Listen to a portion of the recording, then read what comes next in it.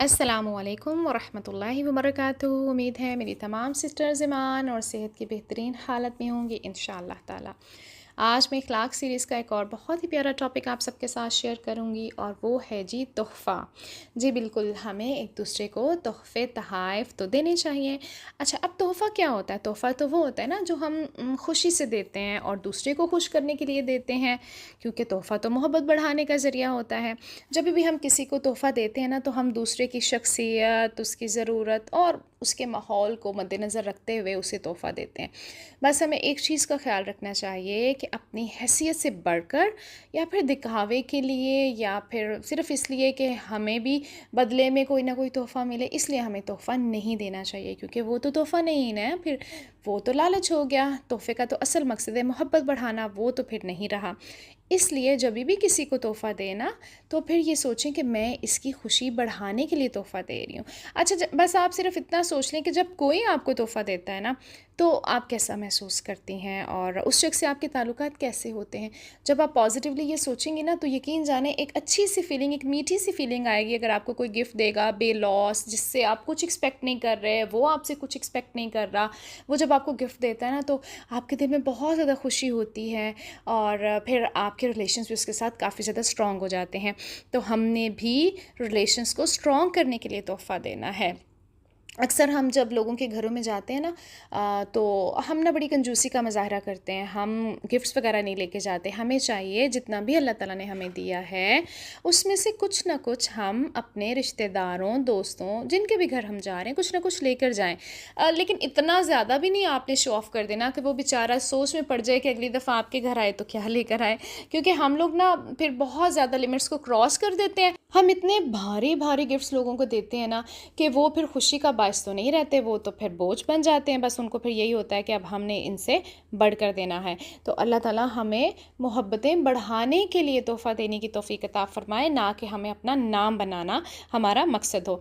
अगर हम हदीस रसूल देखें तो आप सल्लल्लाहु अलैहि वसल्लम ने फ़रमाया कि आपस में तोहफ़े लिया दिया करो, इससे बाहमी मोहब्बत पैदा होगी। तो देखें ना, अब आप सल्लल्लाहु अलैहि वसल्लम की हदीस भी मिल गई, ये तो दलील है। और आप सल्लल्लाहु अलैहि वसल्लम ने फ़रमाया जो भी वो तो हक़ है, वो सच है। तो इसलिए अब हमें अपने आप को इस चीज़ पे पक्का करना है कि ये मैं जो तोहफ़ा दे रही हूँ ना, मेरा देने का मकसद सिर्फ़ और सिर्फ़ मोहब्बत बढ़ाना है। और उसके अलावा देखें, जब हम सदका खैरात करते हैं ना, तो दूसरे जो लोग होते हैं वो फिर हमारे शुक्रगुज़ार हो जाते हैं और फिर वो चाहते ना चाहते उनको हमारी रिस्पेक्ट करनी ही पड़ती है।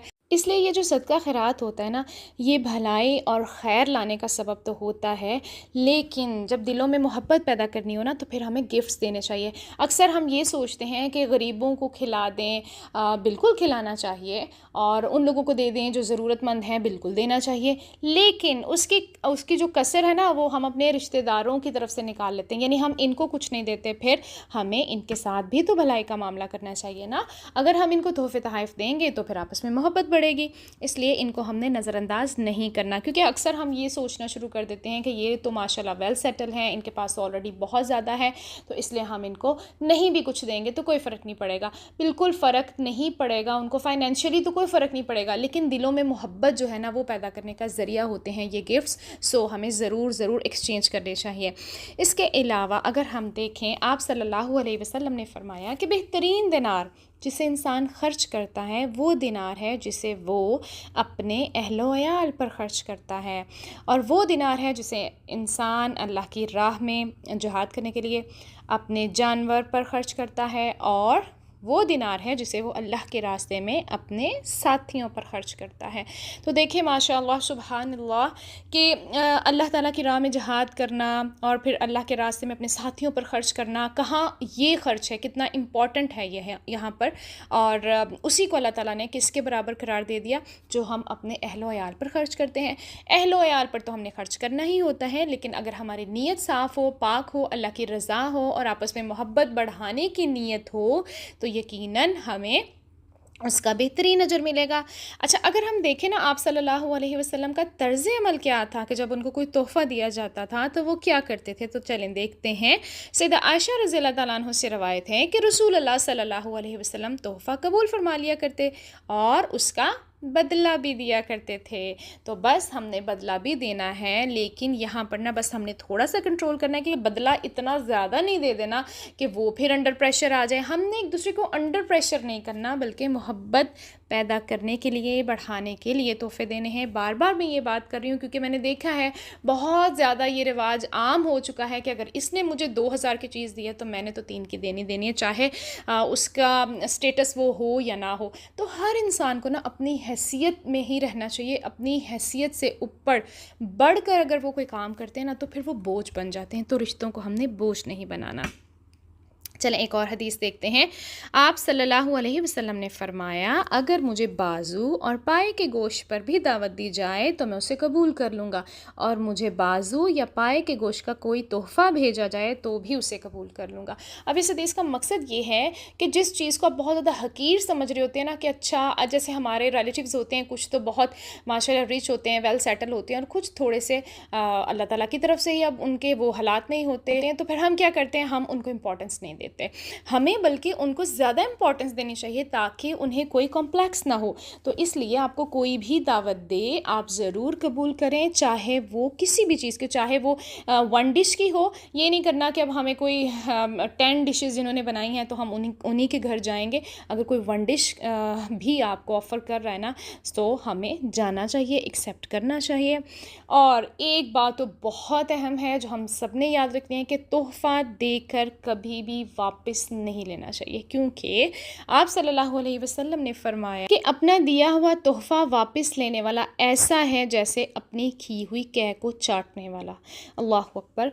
तो हमने कभी भी तोहफ़ा लेकर वापस नहीं लेना। जब भी हमारी नाराज़गियाँ हो जाती है ना लोगों से, तो हमें होता है कि जो हमने इसको तोहफ़े तोहफ़ दिए थे ना, वो हमें वापस मिल जाए। ख़ास तौर पर ये तब बहुत ज़्यादा मामला देखा जाता है जब दो मतलब मियाँ बीवी में डिवोर्स हो जाती है ना, तो फिर जो ख़ानदान ने एक दूसरे को गिफ्ट्स एक्सचेंज किए होते हैं ना, वो हम वापस मांगना शुरू कर देते हैं।